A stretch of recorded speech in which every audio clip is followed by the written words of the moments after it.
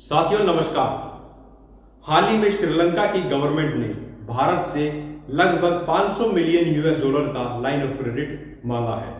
तो इस वीडियो में आगे बढ़ने से पहले सबसे पहले हम ये समझ लेते हैं कि लाइन ऑफ क्रेडिट बेसिकली होता क्या है। लाइन ऑफ क्रेडिट एक तरह का सॉफ्ट लोन है जिसकी रीपेमेंट कोई भी देश आने वाले 10 से 20 साल में धीरे धीरे इंस्टॉलमेंट्स में करता है। लेकिन लाइन ऑफ क्रेडिट की एक बेसिक कंडीशन होती है कि जिस काम के लिए लाइन ऑफ क्रेडिट मांगा जा रहा है वो पैसा आपको उसी काम में खर्च करना होगा। आप उस पैसे को किसी और काम के लिए डाइवर्ट नहीं कर सकते। तो अब सवाल ये उठता है कि श्रीलंका ने किस चीज के लिए भारत से लाइन ऑफ क्रेडिट मांगा है, तो वो है फ्यूल।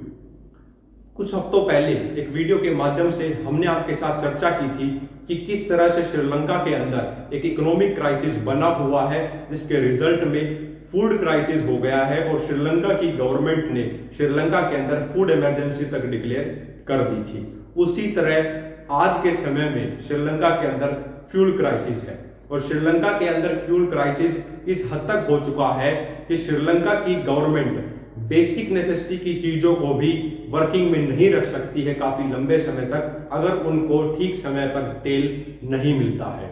वो बेसिक चीजें हैं जैसे पुलिस व्हीकल्स, फायर ब्रिगेड्स और एम्बुलेंस, इन चीजों को भी वो वर्किंग में नहीं रख पाएंगे अगर उनको तेल नहीं मिलता है तो।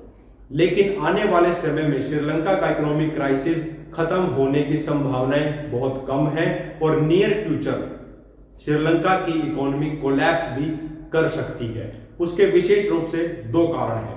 पहला कारण ये है कि कुछ समय पहले श्रीलंका ने इंटरनेशनल मार्केट के अंदर बॉन्ड इशू किए थे पैसे को बोरोइंग अपनी बढ़ाने के लिए, लेकिन 2022 और 2023 के अंदर उन सभी बॉन्ड इशू की रीपेमेंट्स भी अब श्रीलंका को करने का समय आ गया है। 2022 के अंदर श्रीलंका को लगभग 1.5 बिलियन यूएस डॉलर की रीपेमेंट्स करनी है और 2023 के अंदर श्रीलंका को लगभग 1.25 बिलियन यूएस डॉलर की रीपेमेंट्स करनी है। वहीं दूसरी ओर श्रीलंका का जो टोटल एक्चुअल फॉरेन रिजर्व है वो सिर्फ 2.8 बिलियन यूएस डॉलर ही बचा हुआ है।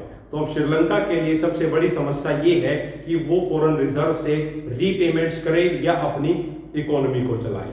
और दूसरा सबसे बड़ा कारण ये है जिसकी वजह से श्रीलंका की इकोनॉमी को एक बहुत बड़ा सेटबैक लग सकता है, वह यह है कि यूरोपियन यूनियन ने श्रीलंका को प्रेफरेंशियल ट्रेड स्टेटस दे रखा था जिसकी वजह से श्रीलंकन गुड्स का यूरोपियन यूनियन की मार्केट में जाना बहुत ज्यादा इजी था, उन पर इंपोर्ट ड्यूटी बहुत कम थी।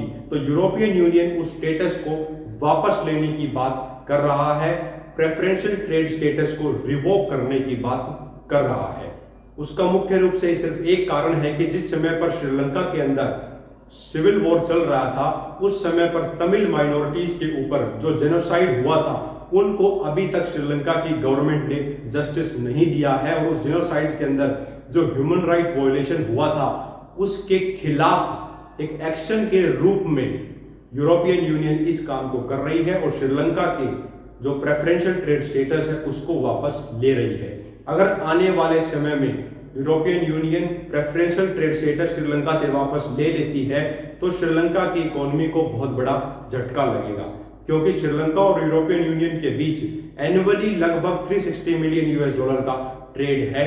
वो बहुत डायरेक्ट तरीके से हैम्पर प्रेफरेंशियल ट्रेड स्टेटस जाने से हो सकता है।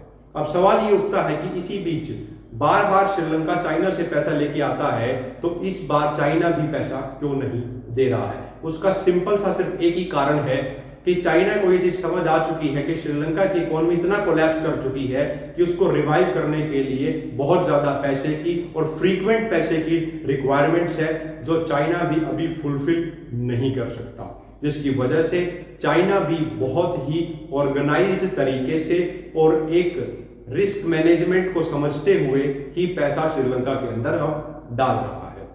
अब सवाल ये उठता है क्या भारत को श्रीलंका को ये लाइन ऑफ क्रेडिट दे देना चाहिए या नहीं दे देना चाहिए। लेकिन जब भारत श्रीलंका को 500 मिलियन यूएस डॉलर का ये लाइन ऑफ क्रेडिट देगा तो रिटर्न में भारत को इसका क्या बेनिफिट होगा। सबसे बड़ा बेनिफिट ये हो सकता है कि भारत को श्रीलंका के साथ फिर से श्रीलंकन कॉन्स्टिट्यूशन के 13th अमेंडमेंट को लेकर नेगोशिएट करना चाहिए। अब सवाल ये है कि 13th अमेंडमेंट श्रीलंकन कॉन्स्टिट्यूशन के अंदर क्या है।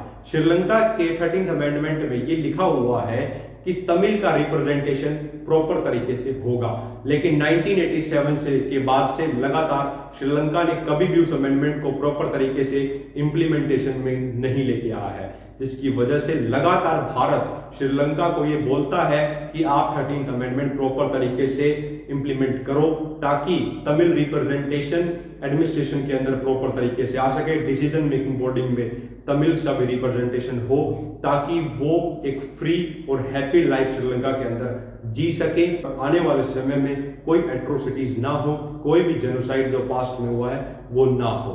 अगर इस लाइन ऑफ क्रेडिट के पैरेलल में इंडिया और श्रीलंका इस चीज को नेगोशिएट कर लेते हैं और भारत इस चीज को गेन कर लेता है, तो मुझे ये लगता है कि भारत को 500 मिलियन यूएस डॉलर का क्रेडिट श्रीलंका को दे देना चाहिए।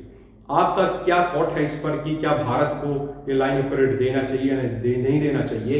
ये विचार अपने कमेंट सेक्शन में जरूर लिखें। अगर आपको ये इन्फॉर्मेशन अच्छी लगी हो तो वीडियो को ज़्यादा से ज़्यादा शेयर करें, चैनल को सब्सक्राइब करें। आपने हमें सुना उसके लिए बहुत बहुत धन्यवाद।